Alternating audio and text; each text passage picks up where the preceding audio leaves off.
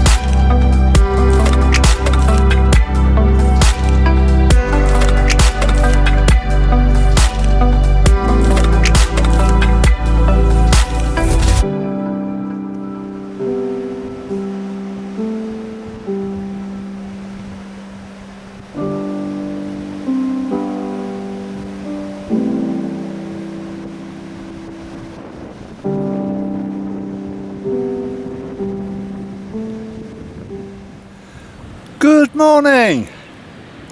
It's 10 o'clock on Thursday the 27th of June, and here I am, probably 2 miles to the west of Sheringham, maybe a little bit more, and I'm heading to no particular place, but maybe just as far as I can get. It's going to be one of those days, and I really do want to put in a big day today, because I've had a little bit of a problem kind of motivating myself yesterday. I just did feel really tired, and I had a busy weekend, and with all the other things that are going on in my mind, so I decided to have a day off. I felt as if I was kind of playing truant on myself, really, because there was one side of me saying get out and do it, and there's the other side of me saying no, I'm having a day off. It was like that. But I had some lovely phone calls, lovely messages, and of course the big one was this one.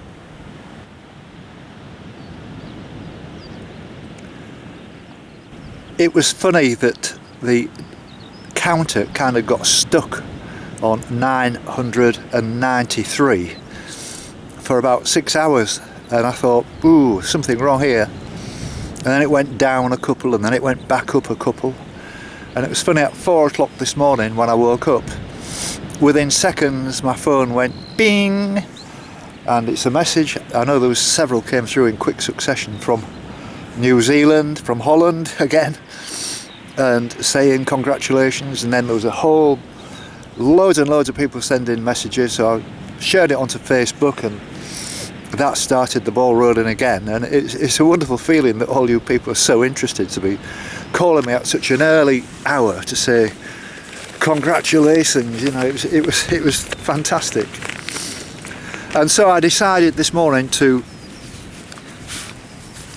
move away from Cromer, and I took the van to Tesco in Sheringham, which is right next to the railway station, and opened at 7 o'clock, so I did some shopping, bearing in mind I'd been up for 3 hours, and couldn't make a decision on the weather. It was sunny and it was warm in what I was going to dress in today, and I decided, because it's not, I don't think it's ever going to get more than about 14 or 15 degrees, I thought I'd wear my jeans today, which is the first time I've worn jeans for a long time. And so I made a start in Sheringham, and I got a really nice message, an email actually, last night from a guy called Clinton, and he lives in Kent, and he more or less talked me through in this email all the points that I really would want to know about this walk along to Hunstanton.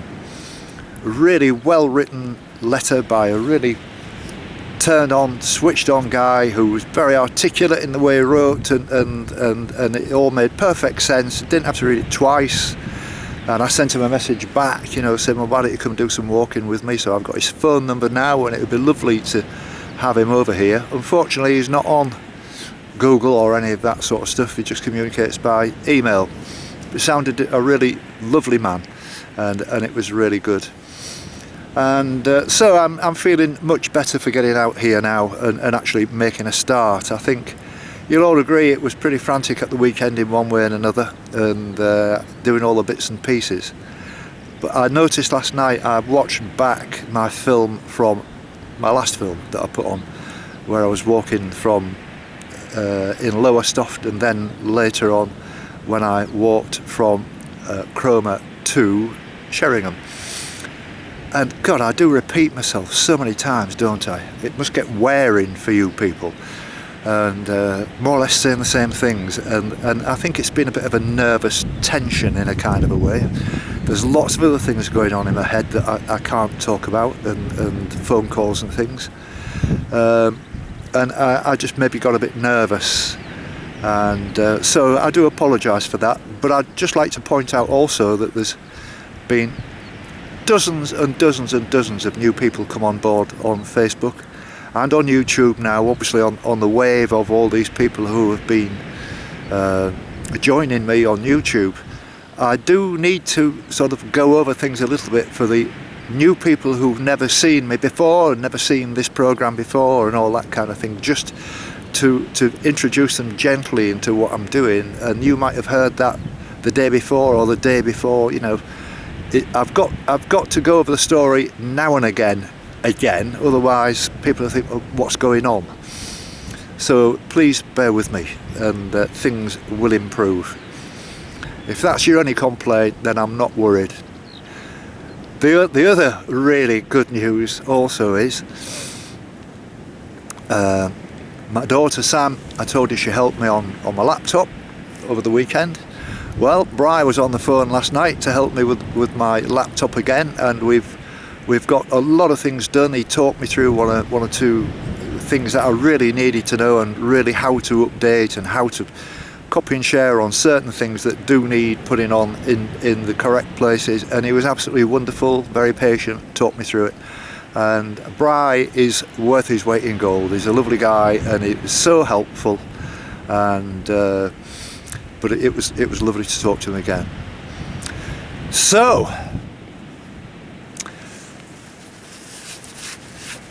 I know I mentioned Ralph, and I'm waiting to hear from him.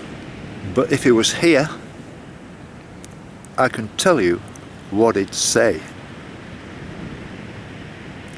Here we go.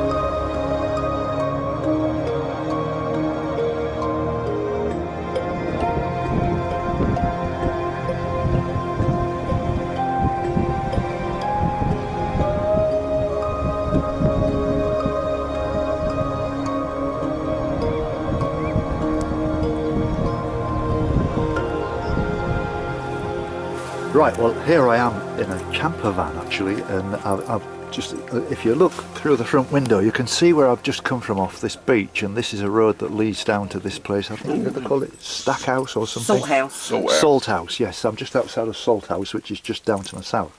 And this is Fran, and this is Charlie, and I was just walking past, and he said, "Do you fancy a cup of tea?" And I thought, well, I can't resist that. You know what I'm like for tea. And so you two people have come. Are you here just for a few days, or are you just is it a one night, or how are you doing? I know where you've come from, but I don't know where you're going. What are you doing? We're heading into Sheringham. We're on holiday for a week. Ah, right. We used to stay here with our daughter when she was younger, so we just popped in to see it. Right. But it's all changed. Yeah. The coastline's all changed. Yeah, it has completely, hasn't it? And like all of that shingle's like encroached onto the roads now. It's blocked. Yeah, it used to be a car park. Yeah. It used to be a car park. Yeah. So we just took the dogs down on the beach so that they could have a little run. Yeah, yeah. And you was telling me, Charlie, that you live on a narrowboat actually near in Harlow. In Harlow. Yeah, on the River Stolt. Yeah, we've lived on there for 20 years. Really? Yeah, so do you think you'll like it? Oh, we love it. Yeah. Yeah, we love it today, like we did when we first bought it, didn't we? Yeah. Yeah, it's our own. Yeah, it's brilliant. I mean, I must admit, I like narrowboating. But see, outside, it's the only bit of freedom you've got now, isn't it? Yeah. You know? Yeah. Everything else is built up. But you obviously know your geography, and you've been around a bit, and you pick different places. I mean, this is a good thing about a van like this. It's not too big, and it's right. Easy to park. It's okay. You can go big, all these big and beautiful things, what they're bringing out with comforts and that.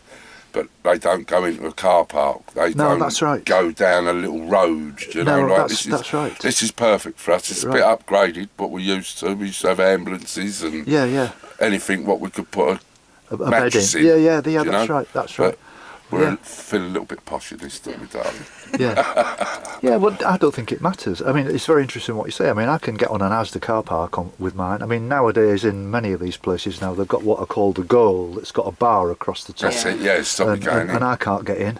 Yeah. And I mean, some of the prices for parking, like 24 hour, 8 hour, £8 and all this sort of stuff. It's extortion. You can go in, if you're a member of them little clubs, you can get onto a site with electric and everything for that, and you've got showers, toilets. Yeah, absolutely. Which is nice, you know. Yeah, I mean, I wouldn't be able to afford to camp on a site every night. When you think about this, this is like 500 days more or less. You know, you multiply that up by 15, 20 quid a time. It's a lot of money. I'm being funny, but a month's time, when the kids are on holiday, then it all triples. Yeah. You know, like the prices triple, you know, so that's why we're lucky, because the daughter's got a little bit bigger. We can come away as elderly people. Yes. We've done all round the coast. We've done all round the coast in the van. Yes. Mainly side of the road, car parks, lay-bys. Yeah. We've done it for years, and it's better. Yeah. It's better than... It's good fun, isn't it? Yeah. You know what I mean? There's a slight risk attached, if you know what I mean, now and again. I've never been in any trouble, if you know what I mean. I've never worried for my safety. Never parked anywhere where it says no overnight parking. Yeah. If it says no overnight parking, we don't want that knock on the door at 3 o'clock in the morning. No. We've parked beaches, open the door, the dogs are on the beach. Yeah, but we've always had the dogs, that's our alarm. Yeah, same here. Do you know, like they hear 3 times as much as us. I mean, when I was in Wales, I went to Morrison's, I think it was, and I spoke with the manager there. I said, "Do you mind if I park on your car park tonight?" And he said, "Yeah, that's no problem." And I found that all Morrison's, they don't have these cameras and all that sort of stuff. And I parked in Morrison's in Cardigan, I think it was, on the Welsh coast, and I was there for 3 days. And the manager came and knocked on my door one day, and he said, "Excuse me," he said, "how long have you been here now?" So I said, 3 days. He said, "Well, I'll tell you what, mate, move your van and take it over there and put it near the forecourt so that the petrol attendants can see your van and they'll keep an eye on it for you." And I'm thinking he was going to give me a parking ticket sort of thing, but he told me to move it so it'd be more secure. That's lovely, isn't it? Isn't it? You know. Well, we had that. I don't know. You must have walked Beer. Did you? Have you been through Beer? Beer. Well, we was in a car park on the front. Down the bottom. Wasn't it? Down the bottom. It weren't Beer. It was something else that was down there. It was now just I can't down think the what it coast, was. wasn't it? And there was a car parking attendant, a traffic warden, by, and we was going to put our money in, and I said to him, "Can we stay here tonight?" It didn't say no overnight parking. "Can we stay here tonight?" And he went, "You don't want to stay here." He said, "Go up there to the car park at Beer Head." He said, "There's a flat bit," he said, "for camper vans." He said, "There's tables next to it." He said, "It does say no overnight parking. He said, but don't worry about that. No one comes in before 9 o'clock, so as long as you've got a ticket at 9 o'clock, you'll be fine. Yes. Yes, and that was a traffic warden. Traffic warden. Yeah. Lovely. Yeah, it was the same in Swanage, exactly the same. We parked right next to the railway. We spent about 3 days right next to the railway in Swanage. I was there as well. I was there when the Flying Scotsman was there. That was what, only a couple of months ago. Yeah, lovely place, isn't it? I love Swanage. Yeah. You know, the Old Harry and all those. Yeah, I don't know if we did any of the walkings around the cliffs, but it was bloody lovely around there. We went on the train. We parked right next to the train station, so every morning 9 o'clock, 9:30, we'd hear woo woo. It was great. Yeah. Well, there's if you go to Sheringham, they've got a steam engine and stuff. Yeah, we've been on that. We've done that. We're just retracing our steps now that we're sort of caught in again, aren't we? Oh, yeah? Yeah, well, we're trying. Yeah. He's trying. I'm trying. She won't let me. Well, I better leave you to it then. No, seriously, I've got to go now. But thank you very much indeed for the cup of tea. It's lovely to have met you. I could sit here with the can of Stella all night, sort of thing. You know what I mean? Shame it were an evening. I wouldn't be moving. That's why we're here to come see if we could have parked here tonight. Yeah. But there you go. Yeah. No, well, anyway, it's been a pleasure meeting you. Have a look at the vlog, and I'm sure you'll enjoy it. You'll find loads of like-minded people and fun people, like people who like a laugh. You know what I mean? Lovely, good stuff. That's what life's about, mate. Of course it is. Just say hello to Tinkerbell. Yeah. Tinkerbell, is this? Tinkerbell. Oh, look at that. She's been all over this country with us. Look at that, lovely dog. Everywhere. Look at that. They know how to relax, don't they? Oh yeah. She does. Lovely. Right, bye now. All right, take care. care. Bye.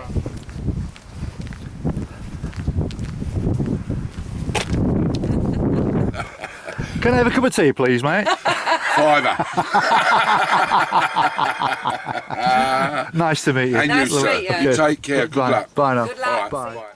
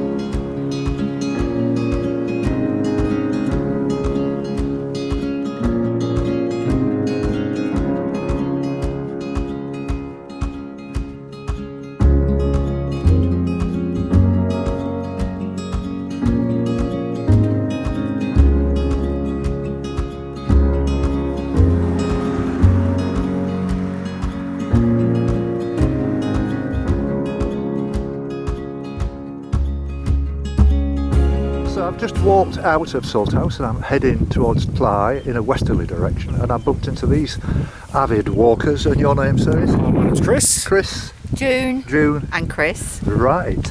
I know we've just been having a quick natter. You're telling me you've got experience of Scotland, which I'm very interested in you telling me about, because I'll be going up there at the end of July and walking up to John O'Groats. So, how did you find Scotland then? Was it a good walk? It was a beautiful walk, yeah. We walked from Edinburgh to Dundee one year, and then we walked from North Queensbury to St Andrews. Yes. And the Kingdom of Fife is beautiful. Right. And so is Edinburgh to Dundee. Yes. Excellent. Yeah. So is that as far north as you went to Dundee then, or did you go further north than that? No, because we walked from Edinburgh down to Dundee. I beg your pardon. You started, we went yeah. Dunbar. Yes. Beg your pardon. Okay. Yeah. Dunbar. Yes. Not Dundee. Dunbar. Yeah. Which is not that far from. I'm trying to think of the name. My father-in-law used to go on holiday there all the time, and the name's gone. I'm sorry. It was a lovely place. It was North Berwick, I think it was. Oh yeah, North Berwick. That was a nice place. It had a very sort of elderly lots of elderly people there. But on saying that, it was a very nice place. Yeah. So what about other walks then? Is it you're all fitted out with poles and stuff? Sure.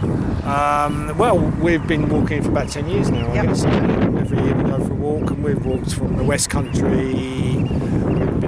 We love the East Coast. Northumberland is one of our favourite places. Yes, I love walking. Very right through there. attractive, isn't it? We loved it up there, and we love Scotland. Yeah. Wales, we've been all sorts of places. So we've had a fantastic time. We're not avid walkers. We do it once a year for a week. Yes. And just different places in the country. But we found that Cornwall and Devon is a little bit challenging now.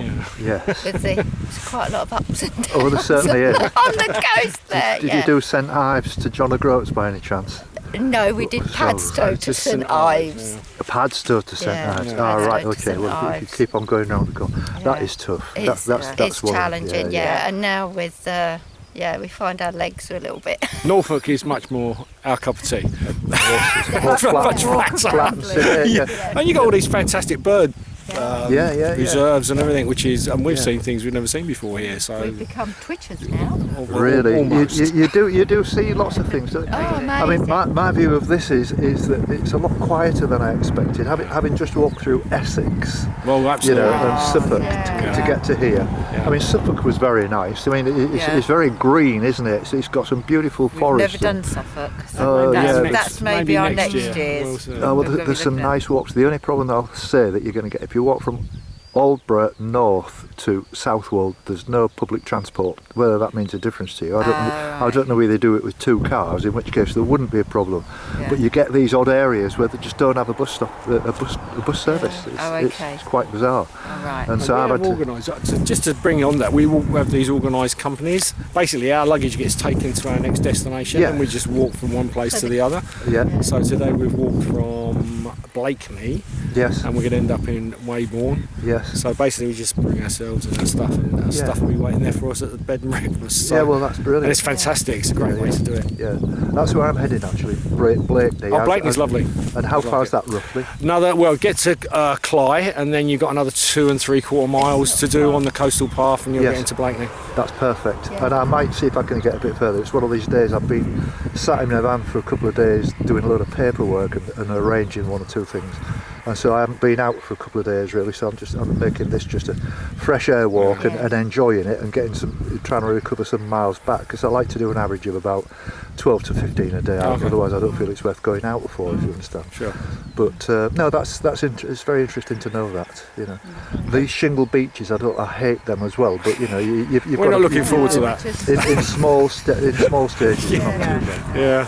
We're working up to that. It's been lovely meeting you. Where are you all from, by the way? Leighton Buzzard in Bedfordshire. Oh, Bedfordshire, that's really that's lovely. That's a nice part of the world, though, isn't it? Yeah, we like it. Yeah. It's a long way from the sea. Yes. Lovely to meet you. And you. Have a nice day. You too. Cheers now. Thank you very much. Bye.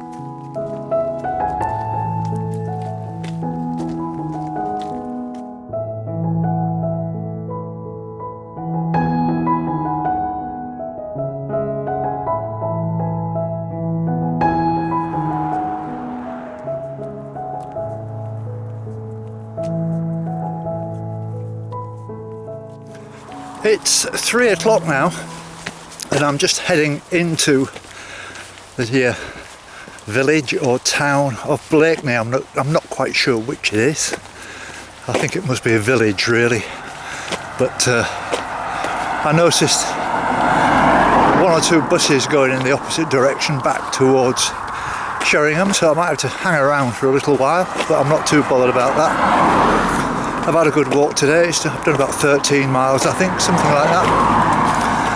I saw as much of the sea that I wanted to see, to be honest, and I think I got a feel for that, and I don't really want to walk on more shingle beaches than I have to, and I think that's quite sensible. My legs are really good at the moment after my scare only last weekend, in actual fact, when I was struggling, so I've done quite well to recover from that and get some of these bigger mileages in. I've kind of lifted my, I won't say mood, but I was getting a little bit bogged down. I'm not complaining because I've been so busy.